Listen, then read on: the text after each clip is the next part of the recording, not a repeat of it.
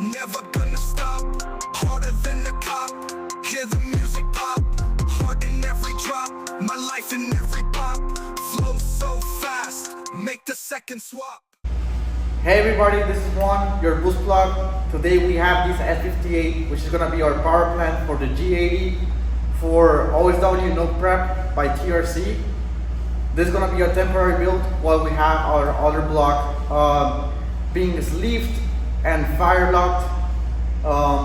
We wanted to take the G80 to TRC event, so this is gonna be for now. We got this S58 of OEM Garage here in Hollywood, Florida, so a huge shout out to them.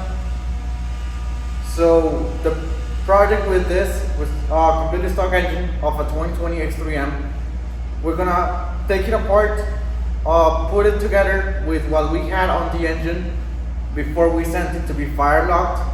So as many of you know, all my closest friends and community know, I had the engine. It was making just a little north of 1400 wheel with a 73.9R, which got sponsored to us by Precision. Huge shout out to them as well. And we had some coolant pressure, so we didn't have the inserted fire lock into the sleeves on the block.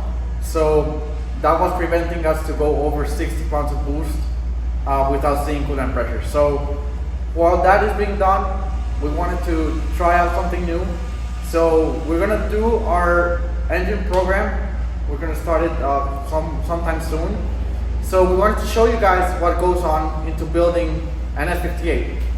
So this engine is pretty much stock by now. We're gonna take it apart, show you guys what we see when we take it apart. And what we do to it is gonna be shown kind of in detail to what we wanted to do on a stage 2 engine. This is gonna be pistons, rods, springs and cams, and fire lock head gasket, no inserts to the block. So it's gonna be limited to 50 pounds of boost. I'm hoping just somewhere north of 1200, like mid 1200s on it, to be honest. I think that's gonna be more than enough for no prep, because I mean, it's just too much power. And yeah, that's gonna be it. I'll show you guys in detail and hope you enjoy the video. So now the first step that we have is pretty much removing the turbos, which is the only accessories we have left. So to mount it into the engine stand, I already took off the intake manifold, I took off the oil filter housing gasket, I took the water pump assembly, I took off the whole wiring harness from this side of the engine, alternator, AC compressor, belt. All this side is pretty much stripped out to be able to mount it into the engine stand. Now all we have left is the turbos. So we're gonna remove these heat shields, 1 and 2. We're gonna take off the coolant lines, front and rear turbo. We're gonna take off the oil feeds off the block. So right here, 1, second turbo. Then we have rear turbo oil drain, front turbo oil drain. That's all gonna come off. This charge pet's gonna come off. And we have the breather for the PCV. It's also right here. So the high side PCV breather goes into the stock turbo front inlet. We're gonna take that off. Turbos are gonna come off within 15 to 20 minutes max. Since we already have the charge pad removed, which is what takes the most time when you have the engine on the car still, since fighting the Y pipe and the hoses is a big pain. No downpipes already in it, so it's gonna be much quicker. And yeah, so for now we're gonna go over this, then we'll go into the valve cover, injectors, hybrid fuel pumps, all the timing stuff I'll show you guys after we have the turbos off and the valve cover off.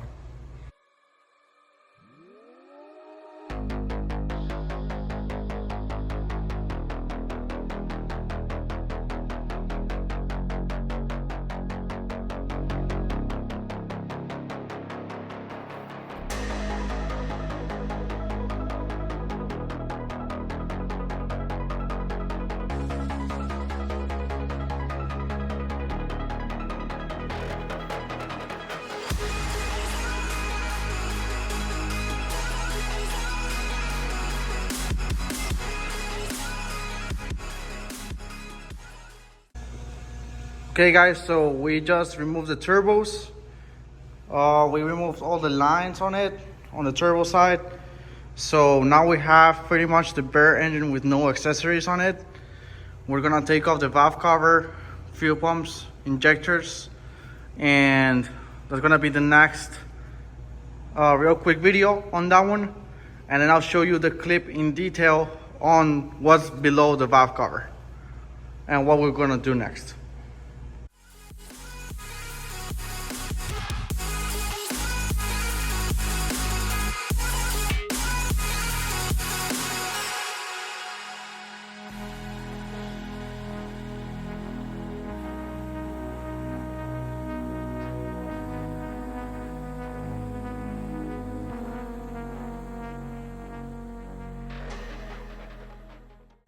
Okay guys, so first step, valve cover injectors harness is off.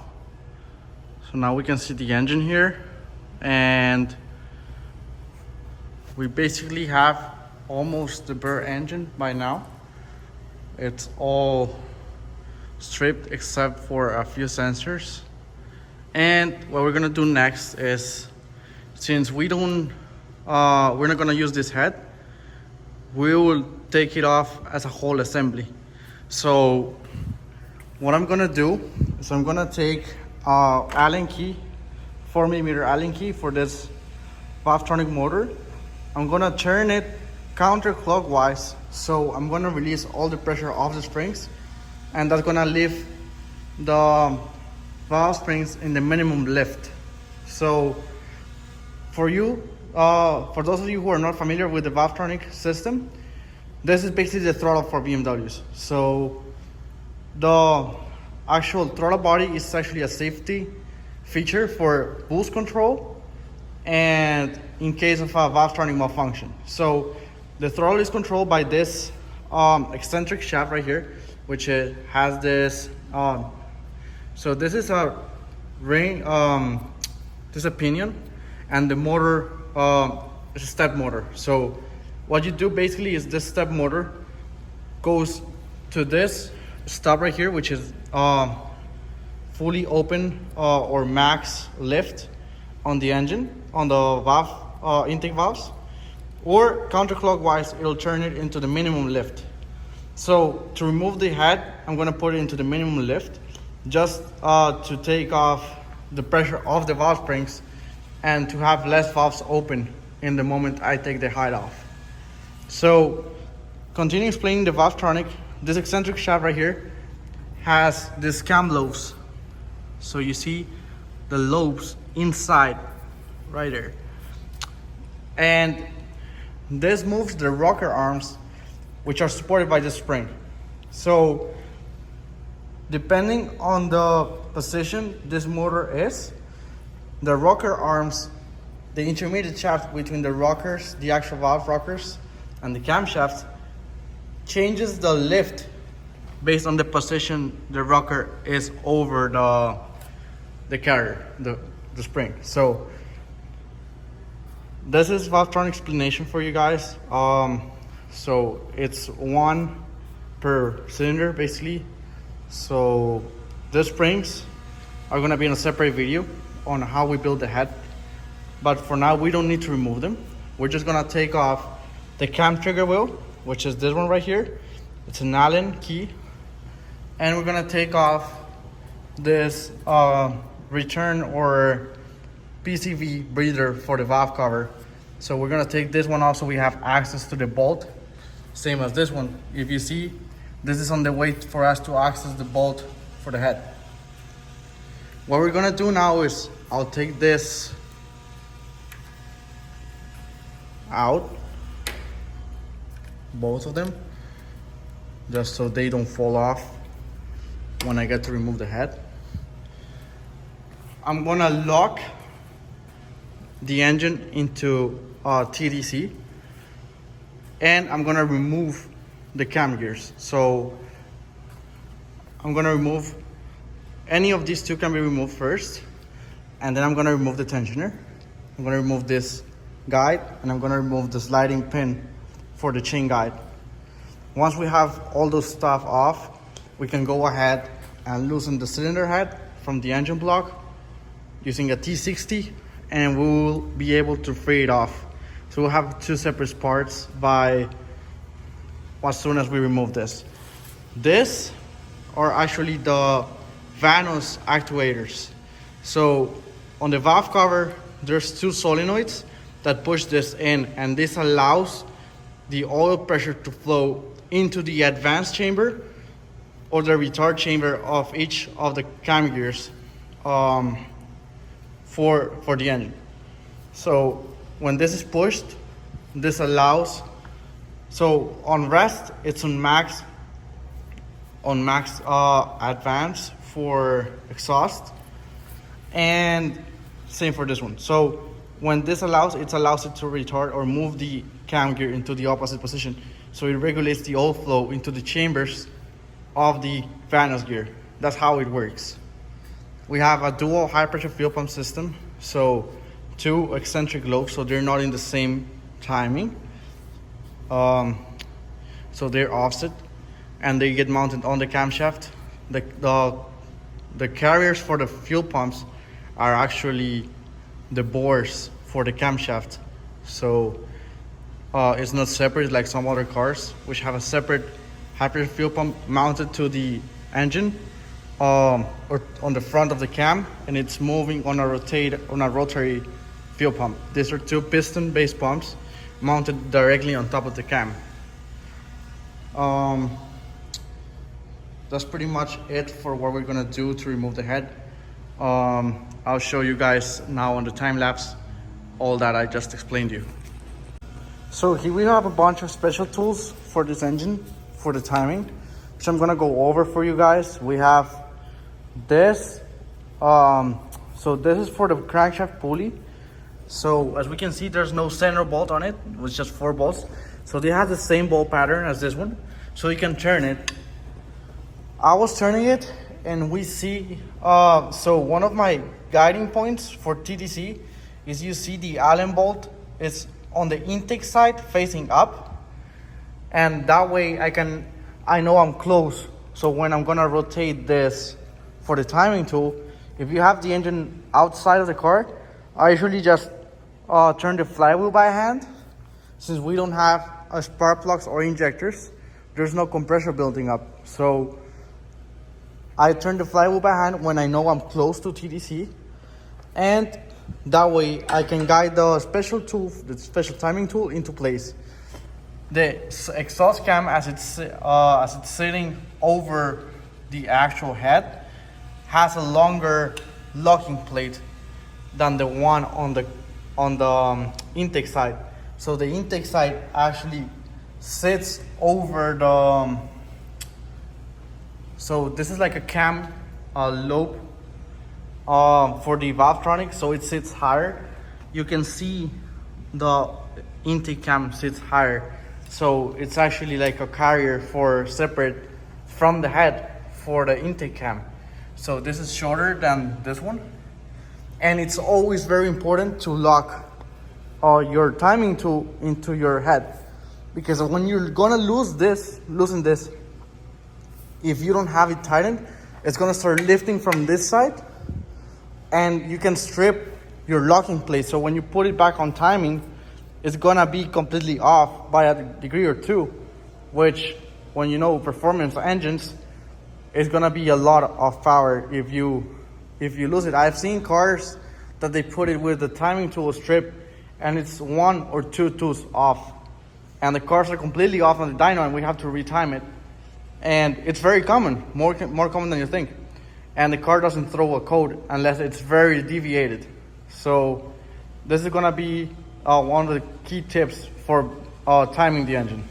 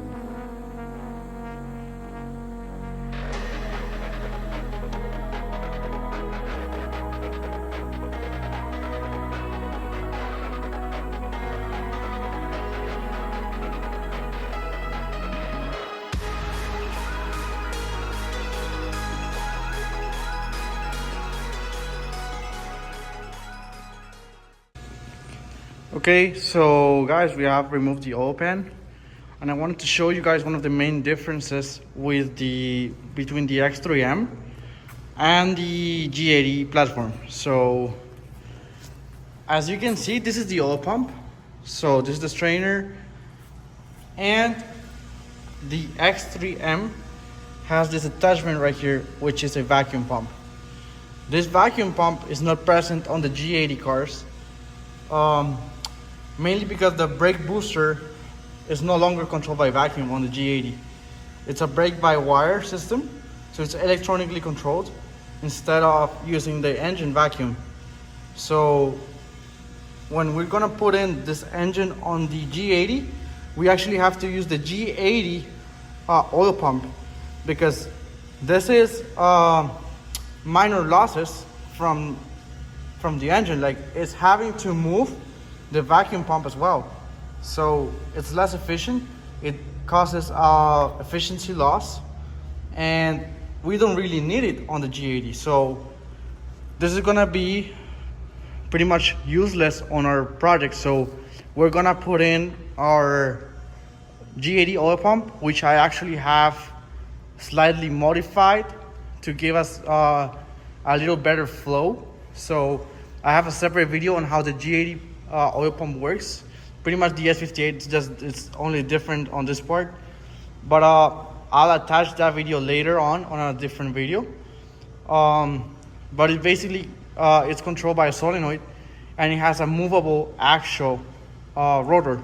So the surface area that's contacting between the rotor and the housing can change, and it creates more or less oil pressure as needed, so it doesn't create as much drag on the engine rotation. This right here is the girdle, and it has two strainers, so it's completely separate. We have the turbos drain the oil into the girdle, and the girdle goes into the oil pump directly. So the turbo oil drains are actually under suction from the oil pump all the time. And pretty much, so this setup, the girdle, gives a structure to the block. So some engines don't have this girdle, it's just the mains, or they're a whole separate bed plate for the crank, which is not the case for this one. But usually back then in the Honda days, some of the B series cars had the girdle on the block, and that block was much more stronger than the regular B series blocks. So the Type R's came with the girdle. So this is pretty much the same concept, but modern onto the G80 stuff, onto BMW basically, because the B58 has the same stuff. And inside of this, it's a whole lot of channels that connect back to the block and to the oil pump. So other than adding structure, it's also part of the lubrication system for the engine. So the oiling part is all guided by this setup right here, including the girdle. These bolts right here, I'm gonna show you. They're factory, they're not that high on strength. So they're actually torque to yield bolts, and you actually feel them. They start to yield when you're tightening them. They don't give much torque. So at higher horsepower, we changed these bolts for ARP stuff, which is much stiffer, and it actually lets you torque it down harder, and it doesn't yield under pressure, so it doesn't allow the block to deform as much as these bolts do. So it's added strength and structure to the engine block. So that's gonna be a separate part of the video. When we assemble it, I'm gonna show you that stuff. It is also important to note, once we remove this cover, we're gonna have the gear for the oil pump, and this gear is counterclockwise thread, so it's reverse threaded. And if you were to try to loosen it left hand, you're gonna actually tighten it, and I've seen so many people break these bolts. You don't actually have to remove it to take the oil pump off. Many people do. You don't really need to. So I'm gonna show you just in a few seconds.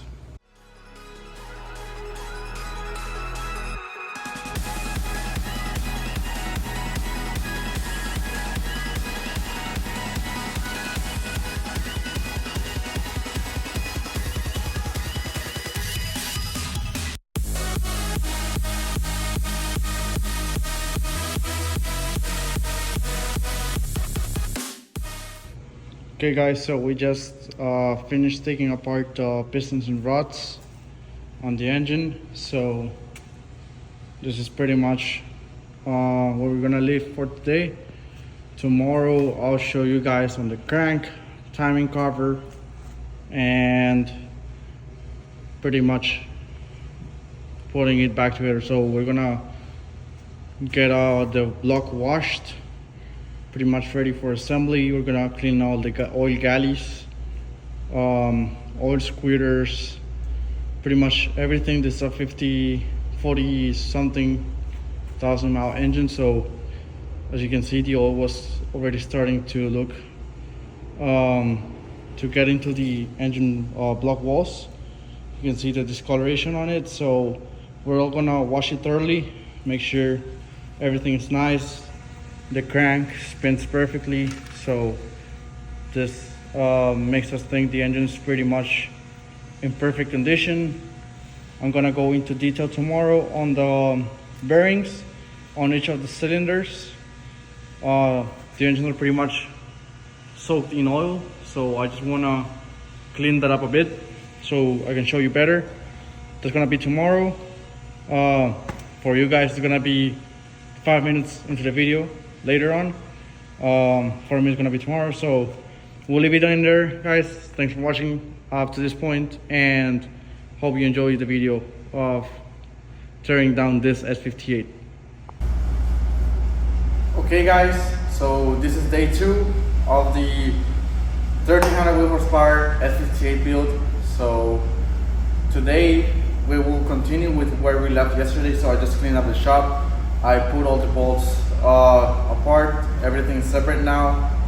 So I'm gonna show you guys the pistons and rods we took out the engine, the bearings, how they look, and then I'm gonna proceed to take the flywheel off. I'm gonna take the damper off, and then I'm gonna take timing cover off to remove the main caps.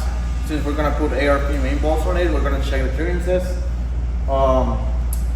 So for now, we're gonna take this off stuff, and I'll show you guys the main bearings as well. So now we're gonna go into the pistons and rods so that you can have a look at it.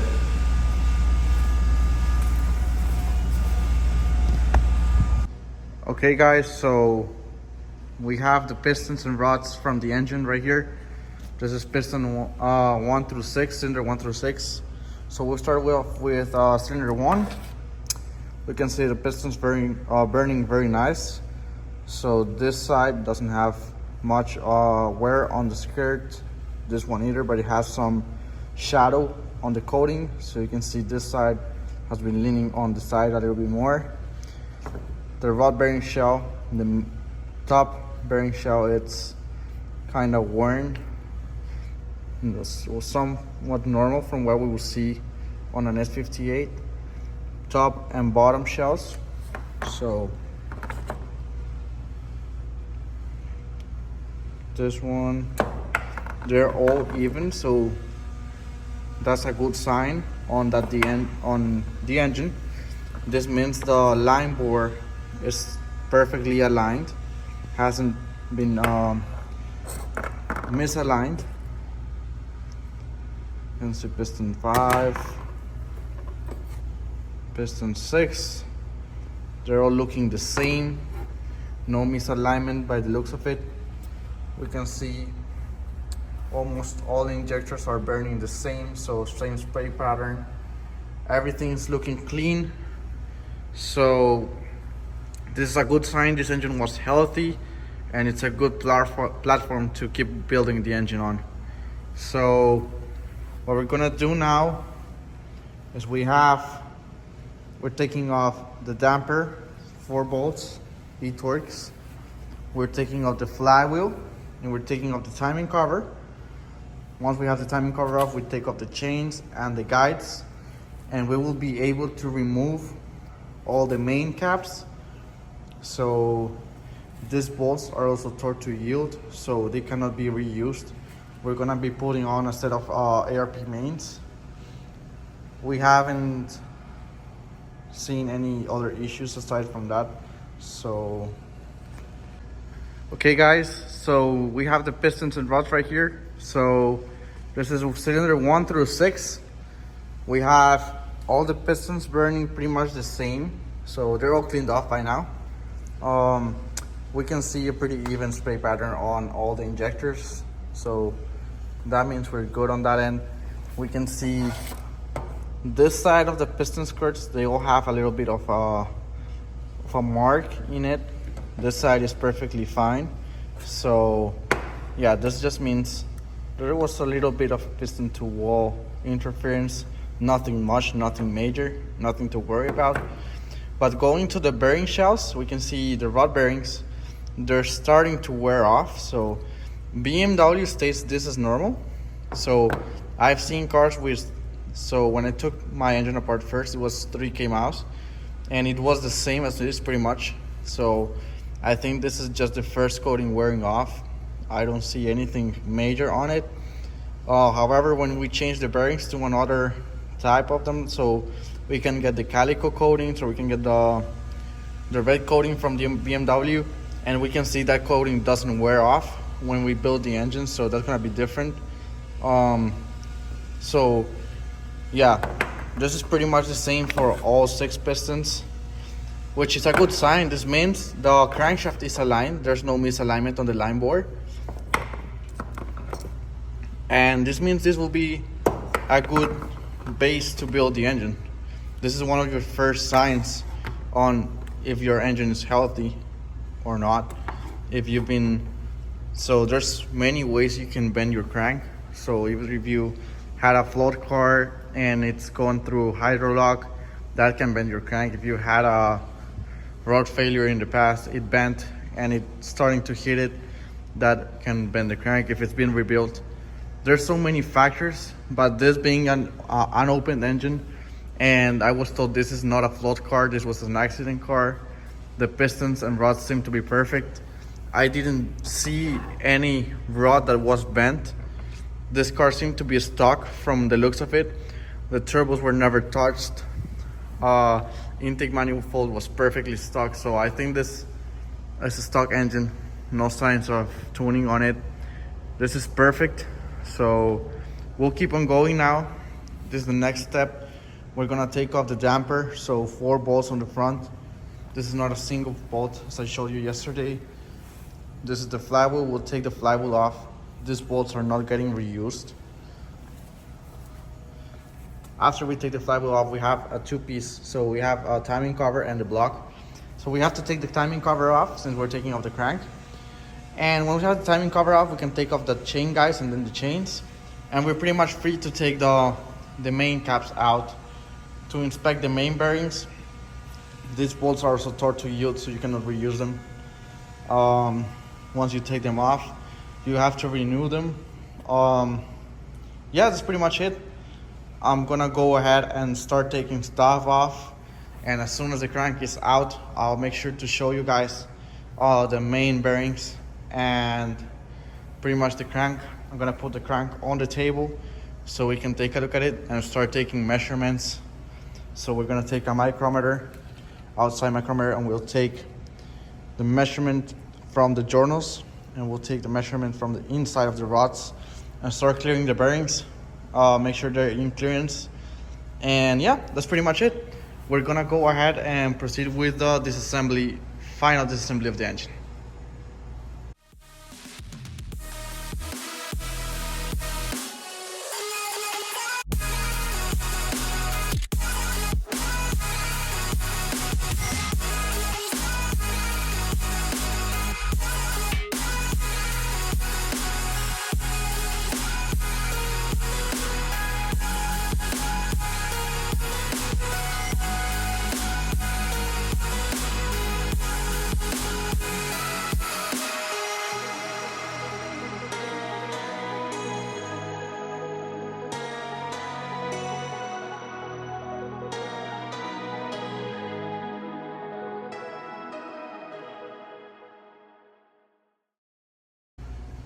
Okay guys, so here we are. Have you seen on the time lapse, we've got the crankshaft off, and let's take a first look into the engine block. As you can see, all the top bearings, the main bearings, are perfect. Absolutely no scratches on them. But now let's go into the caps, the bottom ones. You can see there's some wear on them. There's nothing crazy. I can see this one, cap number 1, is shiny right here, so we can see there's been a lot of contact on this part right here. We can see bearing number 3. I'm not sure you can see on the video, but you can see some layering off right in the middle. This seems to be like some contamination in the oil, maybe during assembly. Something got in there and that's layered off the bearing because it's just centralized. You can see all the other caps are worn, but nothing crazy. This seems to be normal. BMW states this is normal. I've seen a lot of guys swap this main bearings out just as a precaution, and I've seen way worse than this. So let's take a look at the crank. The crank journals look perfectly shiny. Surface roughness is pretty much on point. I will have to test the roughness to let you guys know what the actual surface roughness is. But yeah, so to actually clear your bearings, you need to determine your surface roughness, because this a very perfect surface prep, or yeah, when you polish your crank and you have a surface that's perfectly flat and there's absolutely no high spots, no low spots, this allows you to run a tighter clearance, better oil pressure, better lubrication, and yeah, that clearance is actually determined by the crank journal diameter, and it's a multiplication factor. So depending on your application, you will want to use a different clearance. We're gonna do that tomorrow. We're gonna take the micrometer, outside micrometer, measure this journal. We'll measure the inside bore diameter when with the main caps torqued to spec, and we'll determine the clearance on the bearings, oil clearance, and yeah, that's pretty much it. The crankshaft looks perfect. I'm not gonna be using this crank. I'm gonna be using the crank of the M3 engine. This is a slightly different crank. I'm not entirely sure what the difference is, but just by looking at it, I can see there's a slight difference in the counterweights on the M3 crank. I'll bring it over for you guys to see. But yeah, this is pretty much for today, guys. Thanks for watching up to this point. And yeah, let's continue with the building process, and hope you guys learned something new on how this engine works, the design structure, and yeah, pretty much all the design on the engine. Just want to try to show you guys because there's not really much detail and data on it. And yeah, so let me bring the crank over. I'll show you guys the differences and let's get into it. Coming to the top, never gonna stop. Harder than the cop, hear the music pop. Heart in every drop, my life in every pop. Flow so fast, make the second swap.